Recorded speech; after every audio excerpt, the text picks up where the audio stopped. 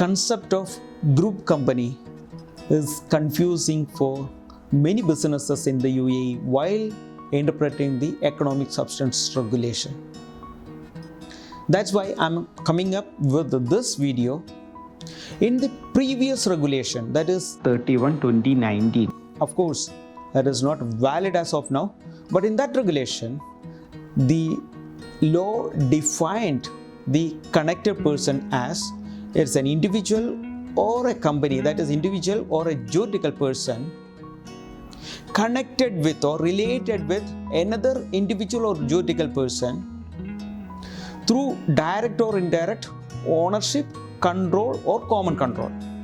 But in the new regulation, the definition of connected person is made simple. It is simplified as group company. So now we have to check what is group company as per the regulation. Group means which is defined as per the applicable accounting standard. Now we have to go to the accounting standard. What is accounting standard applicable in the UAE? International Accounting Standard, IFRS. Go to IFRS and see which is a group company. Group company means which is required or which is forming part of a consolidation of the financial statement, or which is supposed to be consolidated at the time of finalization of books of accounts.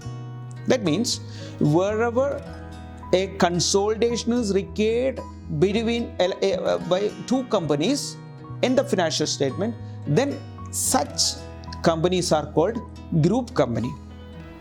Now the question is the confusion among the businesses. There are many businesses in the UAE where two individuals will be holding company A and the same two individuals, for example X and Y, Mr. X and Mr. Y holding company A.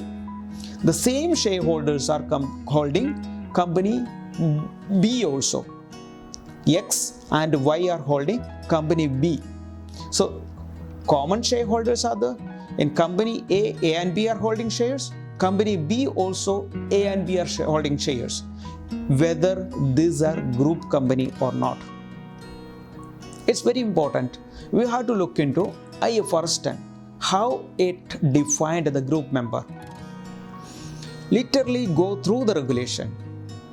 It is one company invested in another company. So suppose A is holding shares in B or B is holding shares in A and one is having control in another, then only consolidation is required.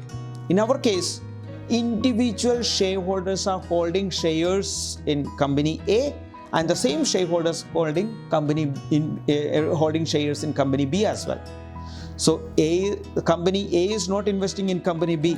If two people X and Y are investing in A and the same people are investing in another company, not on a common interest of other company, then consolidation is not required because there is no control aspects by A on B or B on A.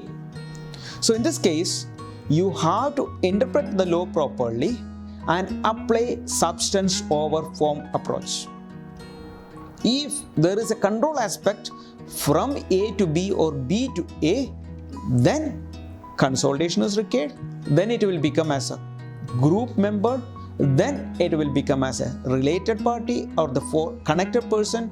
If these two companies are in different jurisdiction, that is A is in UAE, B is outside UAE, and if any business relation between these two, like buying goods from foreign connected person or giving service to foreign connected person, this regulation, that is economic substance regulation, will be applicable. You check your legal structure, your business legal structure.